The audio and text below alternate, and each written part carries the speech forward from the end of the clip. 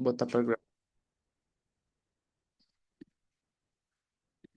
E agora, tá direitinho a tela? Está, agora tá. Tá.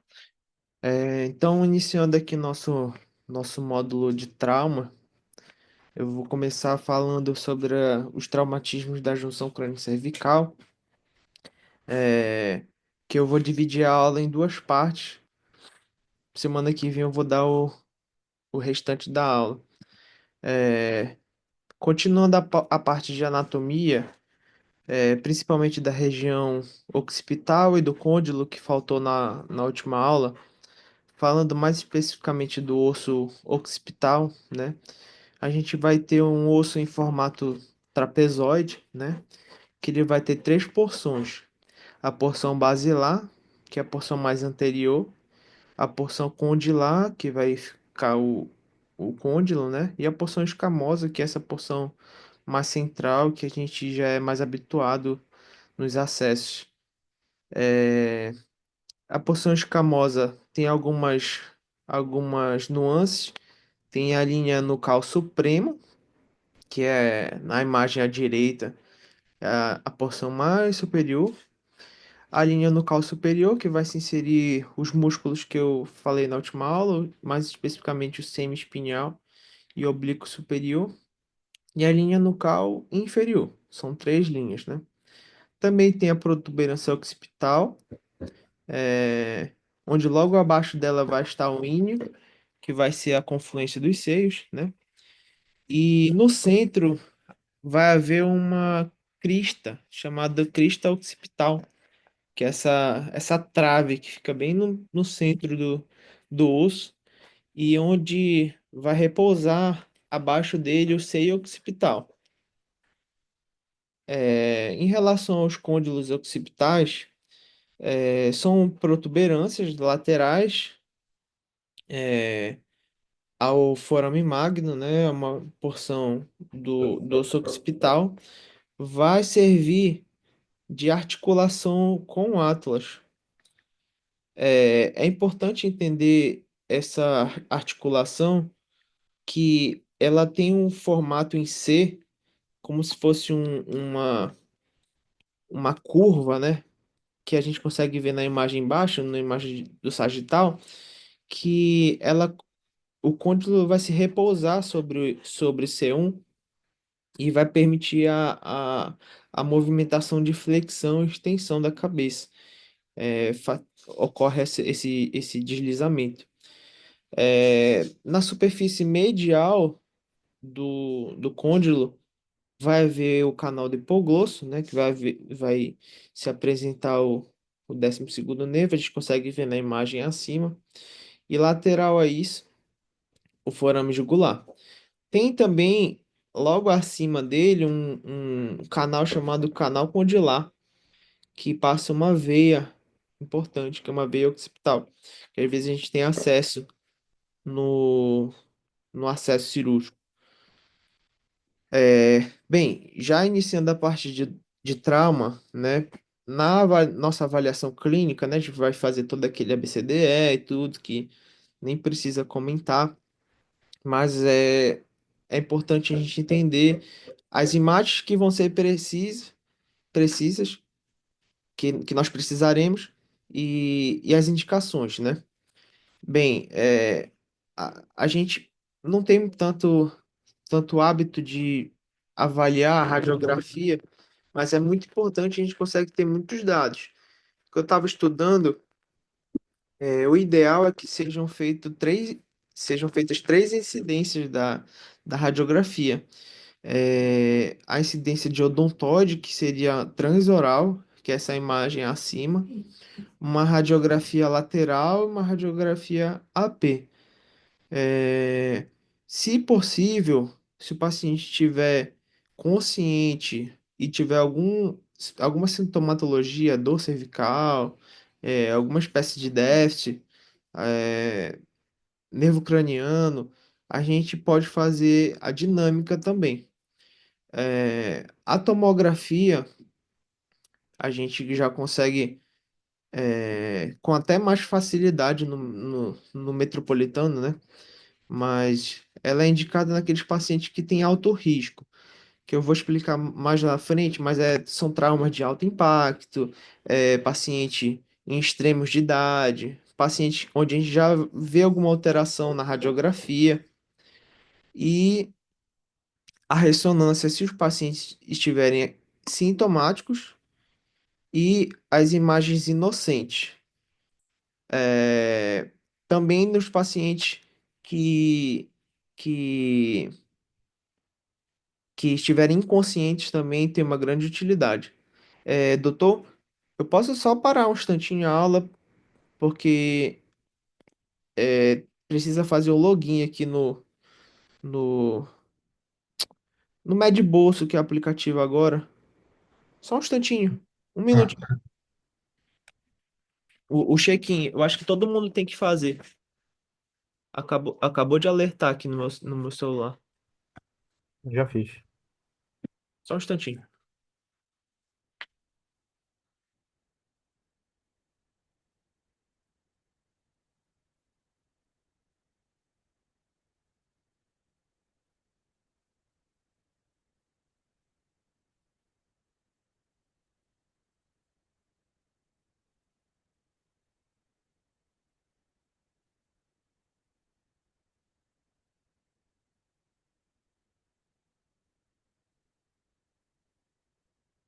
Tá, aqui já foi para mim. Bem, então, para padronizar as indicações, existe essa Canadian C-Spine Rule, que é esse fluxograma que eu peguei traduzido para facilitar para a gente, mas é um fluxograma que vai ser utilizado nos pacientes que estão com Glasgow 15, conseguem se comunicar, né? Então, a gente vai ver, paciente tem algum fator de risco, idade 60 maior que 65 anos ou idade menor que 2 anos, mecanismo perigoso de trauma, tem alguma espécie de parestesia, déficit neurológico, perda de força e tudo. Se sim, aí já entra para radiografia, né? Já necessita fazer radiografia. Se não tem desses fatores citados, aí tem algum fator de baixo risco, aí que são os seguintes: colisão é, mais simples, né? O paciente estava sentado na cena do acidente, o paciente com capacidade de andar, paciente com dor cervical tardia, também precisa de fazer radiografia. Paciente tem a capacidade de rodar o pescoço ativamente, 45 graus para a esquerda e para a direita? Se não, também já precisa fazer a radiografia. Se não preencher nenhum desses critérios, nem precisa fazer a radiografia, nem mesmo raio-x. E pode até ser retirado o colar cervical. É, e aí o paciente, se ele está sintomático, é, ele pode fazer ele deve fazer uma tomografia. E se estiver normal a tomografia, o ideal é que seja mantido o colar até o paciente melhorar de sintomas ou fazer um raio-x dinâmico ou uma ressonância, se disponível, né? Após 48 horas. Então, se o paciente chega lá no metropolitano, ele tem sintoma de dor, não consegue rotacionar a cabeça, faz o raio-x, está normal, faz a tomografia, está normal, a gente tem que manter o colar e fazer um raio-x ou ressonância, ou os dois, né, se disponível, após 48 horas. Se o paciente está comatoso, ele deve fazer uma tomografia. E se esse exame, tomografia e raio-x, estiverem normais, tem que manter o colar e fazer uma ressonância em após 48 horas. Eu sei que isso não é a realidade, mas é o que a Allspine recomenda. Até um fluxo que eu não sabia que a gente deveria manter. Bem, então já iniciando aqui as medidas. A gente vai ter várias medidas na transição crânio-cervical que vão indicar alguma espécie de instabilidade, que vão ser muito importantes para os traumas nessa região, tá? Então, iniciando aqui pelo intervalo base-dental, base-axial, vão indicar alguma instabilidade ou lesão relacionada ao ligamento apical, que vai ser o ligamento que liga a ponta do odontoide com base. O ideal é que esteja menor que 10 milímetros, o intervalo base-dental, e ele vai se relacionar com o deslocamento do occipito com a coluna cervical. Um intervalo base-axial, ele pode ser tanto positivo quanto negativo, né? Porque pode ter esse deslocamento no sentido antero-posterior. Então, ele estará alterado se tiver maior que mais de 12 milímetros ou maior que menos 4 milímetros, que seria um deslocamento anterior. Porém, esse intervalo é pouco fidedigno pela literatura. Outra medida seria o Power Ratio, que vai ser uma divisão da medida base até o arco posterior de C1 e o occipito ao arco anterior de C1. Se ele estiver maior que um, ele vai indicar um deslocamento anterior. Da mesma forma, ele tem baixa sensibilidade e baixa especificidade. Outra medida é a X-line, que é parecida com o Power Ratio, que tu vais ligar do básico para C2 e C2 para occipito. É, e vai estar alterado quando houver a perda dessas tangências. A gente vê que essas linhas elas vão tocar é, na ponta do odontoide no arco posterior de C1. Quando não tem essas tangências, também indica alguma estabilidade. Outra medida é o intervalo atlanto-dental. Essa medida é bem pequena, relacionada a essas flechas vermelhas, onde o ideal é que ela esteja menor que 2 a 3 milímetros. E o aumento dessa medida vai ser relacionado a uma dissociação atlanto-axial, tá? Outra medida é o intervalo côndilo C1,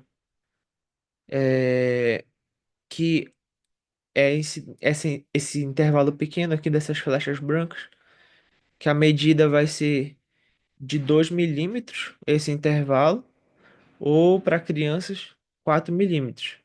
E esse aumento da medida indica a dissociação atlanto-occipital, que eu já vou comentar mais na frente.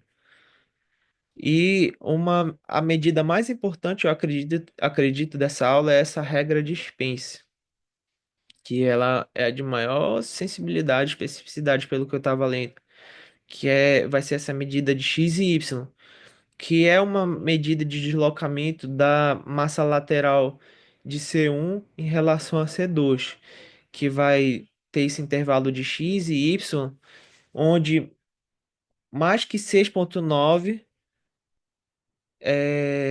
vai haver uma suspeita de lesão do ligamento transverso, tá?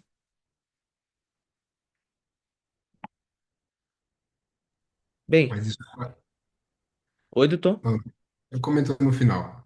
Lembrando só que a regra de Spencer é para a fratura de Jefferson, Sim, tá? Aí seria a fratura de C1, mas tudo bem, pode continuar. tá.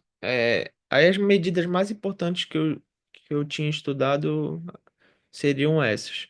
É, Aí já entrando para a parte do trauma mesmo, das fraturas, eu vou falar sobre o deslocamento atlanto-occipital, ou dissociação, ou disjunção atlanto-occipital e da fratura de côndilo. Na aula seguinte eu vou comentar o restante, tá? Esse deslocamento atlanto-occipital, ele é mais comum em crianças. Vão ser traumas de alto impacto com alta letalidade. O exame físico é, tem algumas nuances bem importantes que até cai em prova, que é marcado a paresia do 11º par e a síndrome de Wallenberg. É, o diagnóstico vai ser pela medida da, da transição oxípito C1, que eu falei mais anteriormente, que vai estar alterada, né? Vai estar aumentada, tá? Então, para a gente fazer esse diagnóstico, a gente vai precisar de duas imagens. Uma imagem médio sagital, uma imagem para sagital. E existe essa classificação de Trainelis que ela vai dividir em três esse tipo de trauma. O tipo um, onde vai ter esse deslocamento no sentido anterior. O tipo 2 que vai ter esse deslocamento é, longitudinal, digamos assim, encéfalo-caudal. E esse diagnóstico a gente vai fazer pelo intervalo dental que vai estar aumentado. E o tipo 3 que vai ser o deslocamento posterior, que é essa imagem aqui abaixo, tá? O tratamento, ele é feito pela fixação occipito-cervical, mais especificamente occipital seduz, que eu vou citar mais adiante. A imobilização e a tração não são indicações, são ineficazes e a tração tem alto risco de piorar o déficit neurológico do paciente, tá? O segundo tipo de fraturas, o segundo tipo de trauma, aliás, da aula é a fratura de côndilo occipital, que vai ser essa classificação de Anderson e Montezano, onde a fratura tipo 1, a primeira imagem, é uma fratura cominutiva decorrente de cargas axiais.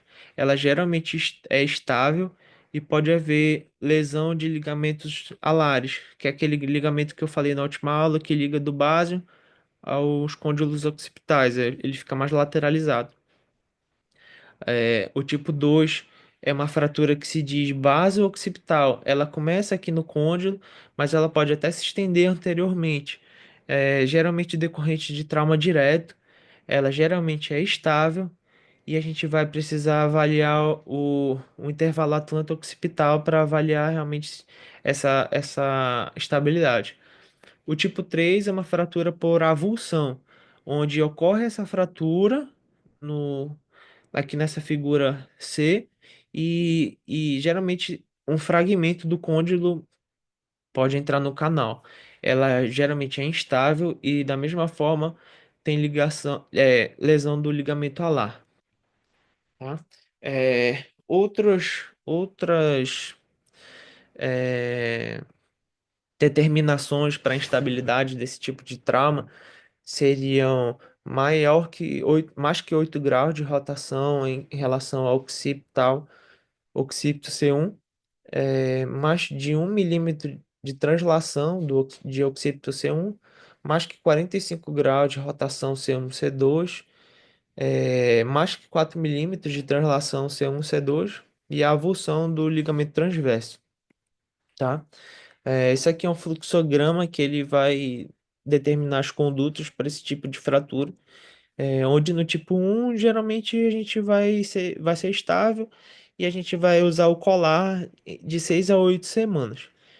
O tipo 2 da mesma forma, é, a gente vai utilizar o colar, geralmente vai ser conservador por 6 a 8 semanas, a não ser que tenha sinais de aumento do intervalo côndilo occipit, côndilo C1, né, intervalo atlântico-occipital, que vai é, é, mudar a conduta.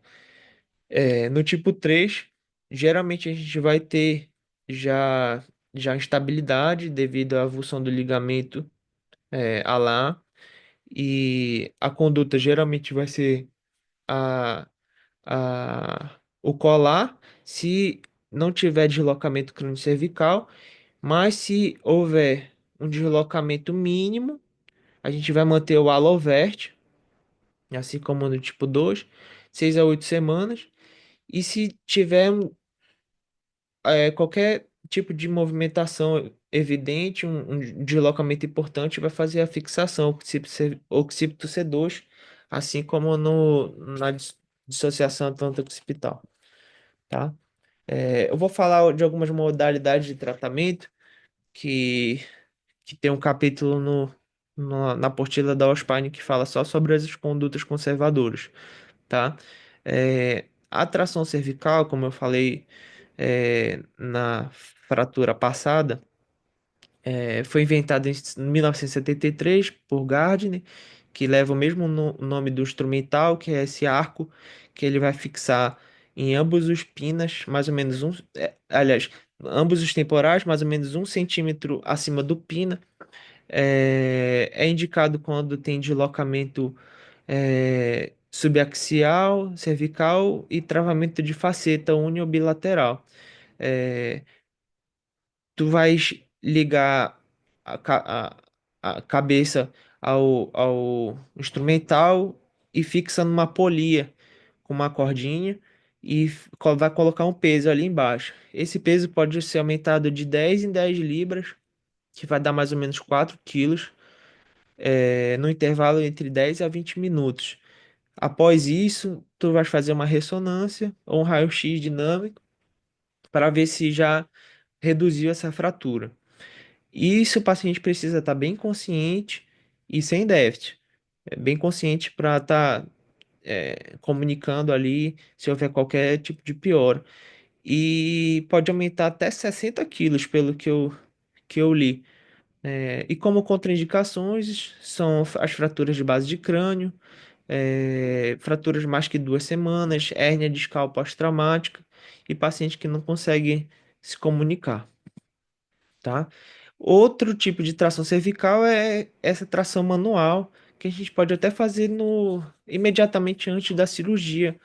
É, a gente posiciona a cabeça levemente fletida, rotaciona para 45 graus de um lado, 45 graus do outro, e faz o raio-x para ver se reduzir a fratura. Isso vai mudar a nossa conduta para ver se a gente precisa fazer, às vezes, uma abordagem posterior, para fazer essas reduções e tudo mais. Lembrando que não é especificamente para esses traumas que eu falei, mas já é uma introdução para a próxima aula. Para esses outros traumas, vai ser colar, aloverte e a fixação occipital, occipito cervical, tá? Em relação às órteses cervicais, vão ser órteses que impedem o movimento, podem ser utilizadas imediatamente ao trauma, no pós-operatório ao trauma, para manter uma estabilidade e, e garantir a fixação. Ou podem ser até tratamento definitivos, como eu falei que ali nas fraturas de côndilo pode até manter de 6 a 8 semanas no tipo 1, por exemplo. E aí existem alguns tipos de colares, decidi botar aqui porque não é toda vez que a gente, não sei se é todo mundo que conhece, tem esse colar que eles chamam de soft colar, que é esse primeiro aqui, que não garante tanta estabilidade. Esse do meio é o colar de Aspen e o último é o colar de Miami. Pelo que eles descrevem na apostila, o de Aspen tem a maior capacidade de manter estabilidade. E tem o Philadelphia também, que a gente já é bem habituado, tá? Em relação à fixação de occipito C2, que é o tratamento cirúrgico das duas fraturas que eu expliquei.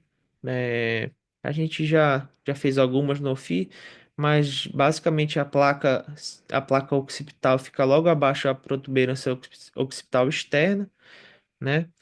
E a gente vai passar um parafuso transarticular de C2 até o corpo de C1, onde o ponto de entrada vai ser mais ou menos